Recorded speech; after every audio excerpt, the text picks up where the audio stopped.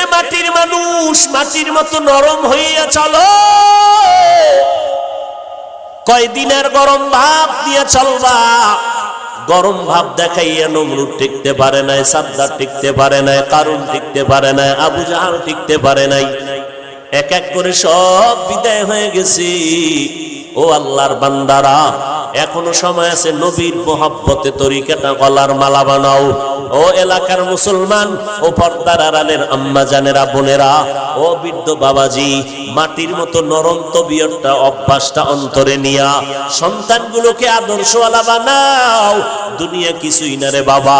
আজকে আমি টাকার গরম দেখাই, আমার শিক্ষার গরম দেখাই, আমার গরমের মেয়াদ কত জানেননি? আমার বক্তাগিরির একটা গরম আছে, আমার মতো বড় কণ্ঠওয়ালা বক্তা বাংলাদেশে নাই। এই যে গরম গরম ভাব দেখাইয়া চলবো, এই গরমের মেয়াদ কত? আজরাইল আসা পর্যন্ত। আজরাইল যখন এসে হাজির হয়ে যাবে, তখন 3টা সাদা কাফন আমার জন্য রেডি হয়ে যাবে। কে বাংলাদেশের জনপ্রিয় একজন ওয়াইজিন, বাংলাদেশে অনেক বড় একজন বক্তা হাফিজুর রহমান সিদ্দিকী। ওনার কণ্ঠ কি সুন্দর, আর ওয়াজ কত, মানে নসিহত কত সুন্দর, শুনলে বুঝতে পারবেন মন দিয়ে।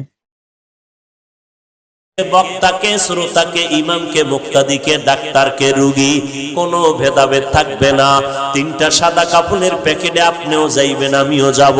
ওই প্যাকেটটা বানাইয়া যখন বাঁশবাগানে কবরের মধ্যে রেখে সবাই চলে যাবে, ওই কবরে কোনো ফেরেশতা জিজ্ঞাসা করবে না তুমি কয় নাম্বারের নেতা, কয় টাকার মালিক, তোমার বাড়ি গাড়ি কেমন, শিক্ষাগত যোগ্যতা কেমন। আমি হাফিজুর রহমানকে যেই প্রশ্ন করবে, আপনাকে সে একই প্রশ্ন করবে। সমস্ত কবরওয়ালাদের 3টা প্রশ্ন করবে। রবের পরিচয় দাও, ধর্মের পরিচয় দাও, রাহমাতুল লিল আলামিনের পরিচয় দাও। এই 3টা প্রশ্নের জবাব যারা দিতে পারবে, মদিনার নবী বলেন তাদের কবর হবে রওজাতুন মির রিয়াজিল জান্নাহ। আর যারা জবাব দিতে পারবা না, তাদের কবর হবে হুফরাতুম মিন হুফারিন নার। ও আল্লাহর বান্দা, কয়দিনের যৌবনের বাহাদুরি করবি? আল্লাহ বলেন সব মাখলুক তোমার গোলাম বানায় দিলাম। আসমানটাও তোমার গোলাম, সূর্য তোমার গোলাম, জমিন তোমার গোলাম, বাতাস তোমার গোলাম। কেমন গোলাম দেখছো নি? সূর্যের তাপ তোমরা ব্যবহার করো, নিতেছো, গ্রহণ করো, কোনো বিল নেই। আমি আল্লাহ পানি দিলাম ফ্রি, কোনো বিল নিলাম না। আমি আল্লাহ বাতাসটাও ফ্রি করে দিলাম, কোনো বিল চাইলাম না রে গোলাম। মাটির সৃষ্টির মানুষগুলো তোর সম্মান দিলাম সবার উপরে বাড়াইয়া। আর এই সম্মানটা যদি ধরে রাখতে পারো, আমি আল্লাহ ওয়াদা করলাম তোরে দুনিয়াতেও বাদশার চেয়ারে রাখবো, পরকালেও তোরে বাদশার চেয়ার দিয়া বিনা হিসাবে জান্নাত দিব। আর এই বাদশাহী যদি চাও, তোমার এই ঐতিহ্যকে ধরে রাখো।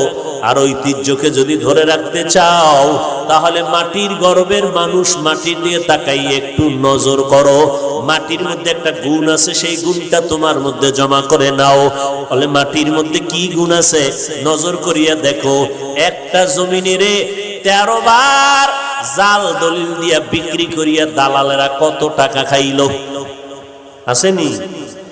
আল্লাহ কয় দেখ, এই জমিনটা কারোর সাথে বেয়াদবি করে নাই। এই জমিনের মধ্যে কত মানুষ মদের বোতল নিয়ে লাফায়। এই জমিন মাটির মধ্যে বৈশা কত মানুষ জিনা করে। মাটি তো কারোর সাথে খারাপ আচরণ করে না। যত জুলুম, অন্যায়, অত্যাচার গুলো ধৈর্যের সাথে মেনে নিতেছে। মাটি যদি মেজাজ গরম করে, দুনিয়াটা ধ্বংস করতে একটা সেকেন্ড লাগবে না। শরীয়তপুরের মানুষগুলো মাটি আর বাড়ি সহ পানির মধ্যে চলে গেল। এরে আল্লাহর গোলাম, এখানে যদি আল্লাহ অর্ডার করে মাটি তুই 50 ফিট নিচে ধসে যা, মাটি ধসে যাবে।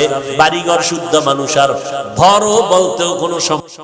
তো ডিয়ার ভিউয়ার্স, হাফিজুর রহমান সিদ্দিকী সাহেবের ওনার ওয়াজটি আপনাদের কাছে কেমন লেগেছে? অবশ্যই ভালো লেগেছে। অনেক সুন্দর একটি ওয়াজ, শেখার অনেক কিছু আছে, অনেক শিক্ষণীয় বিষয় আছে এখান থেকে। আমরা যেন এই শিক্ষণীয় বিষয়গুলো আমরা আমাদের জীবনে, কার্যক্রম, কর্মজীবনে যেন সব জায়গায় আমরা যেন এটি প্রতিষ্ঠিত করতে পারি। আমরা ওয়াজ শুনে এটি যেন শিক্ষা গ্রহণ করতে পারি।